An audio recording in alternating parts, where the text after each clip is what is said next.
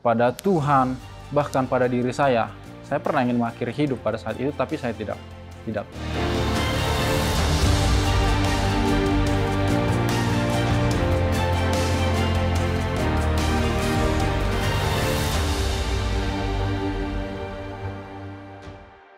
Perkenalkan, nama saya Aaron.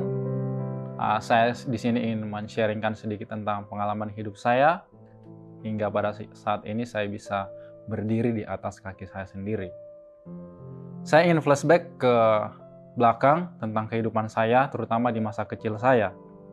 Kira-kira 20 tahun yang lalu, saya pernah mengalami suatu kejadian yang menurut saya itu tidak akan mungkin terjadi dalam hidup saya. Kenapa saya bilang seperti itu? Karena saya merasakan bahwa dalam hidup saya itu, dalam masa kecil saya enjoy dengan apa yang telah saya rasakan dalam kehidupan rumah tangga khususnya ya. Dulu saya merasakan kebahagiaan dalam rumah tangga, terutama dalam kasih sayang seorang ibu dalam hidup saya. Saya sangat disayangi oleh ibu saya pada saat itu. Tapi entah kenapa, di suatu titik, kasih sayang itu hilang begitu saja. Pada saat itu saya tidur, kira-kira sampai jam 1 atau jam 2 malam, saya lupa. Saya bangun tidur pada saat itu. Saya melihat layaknya seorang anak kecil. Saya melihat ke kiri kanan saya, loh, mama saya kok nggak ada. Dan orang mengatakan, ibu kamu sudah pergi. Saya kaget, kok bisa seperti ini gitu. Saya anak kecil yang nggak tahu apa-apa gitu. Sekitar 20 tahun yang lalu, saya ditinggalkan dan saya berjuang hidup sendiri pada saat itu. Dulu saya orangnya humoris, suka tertawa, bahkan saya melihat orang dari jauh itu, saya udah duluan tertawa, tapi itu semua terbalik ketika saya mengalami kejadian itu. Itu saya kecewa sama Tuhan. Tuhan kok kasih situasi seperti ini kepada saya? Saya tidak menginginkan ini. Saya benci sama Tuhan pada saat itu. Dan saya melawan Tuhan pada saat itu. Dan saya tidak mau lagi mengikut Tuhan dengan anak kecil seperti itu. Saya jauh dari Tuhan pada saat itu. Saya menuruti keinginan hati saya. Tidak ada yang menganggap saya keluarga. Saya dikatakanlah, kamu itu anak buangan, kamu itu anak tidak berguna, buktinya kamu seperti ini. Begitu. Saya merasakan kecewa pada keluarga, pada Tuhan, bahkan pada diri saya. Saya pernah ingin mengakhiri hidup pada saat itu, tapi saya tidak jadi. Karena ya Tuhan masih mengizinkan saya untuk hidup ya, hingga pada saat ini. Berjalannya waktu, saya berjuang, bertekad pada saat itu, jalan satu-satunya agar saya bisa mencapai apa yang saya harapkan suatu saat ke depan adalah pendidikan. Hal yang mustahil bagi saya akan bisa sekolah. Saya kembali lagi kepada Tuhan dan bertanya, Tuhan, kalau yang Tuhan sayang kepada saya, permintaan saya hanya satu. Berikan berkat-Mu kepada saya dan tolong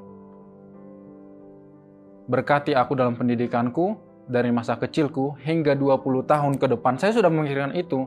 Saya berpikir waktu itu mungkin hari ini saya belum jadi apa-apa, tapi suatu saat nanti 10 tahun, 20 tahun ke depan, saya nggak tahu juga saya akan jadi apa. Saya akan buktikan Tuhan. Tapi tolong Tuhan berkati saya, terutama dalam masa pendidikan saya dari saat ini. Saya sudah berdoa pada saat itu waktu kecil. Puji Tuhan, Tuhan mengiring saya dengan cara yang berbeda dengan orang-orang pada umumnya. Saya melihat pada umumnya mereka itu, teman-teman saya, hidupnya happy, enjoy, dan itu tidak terjadi dalam hidup saya. Hidup saya terbalik dengan mereka. Mau nggak mau saya harus bekerja untuk diri saya dan memenuhi kebutuhan saya. Saya tidak malu. Yang penting apa yang saya lakukan itu adalah pekerjaan yang halal dan tidak merugikan orang lain, terutama diri saya sendiri. Saya bangga pada saat itu dengan apa yang saya kerjakan.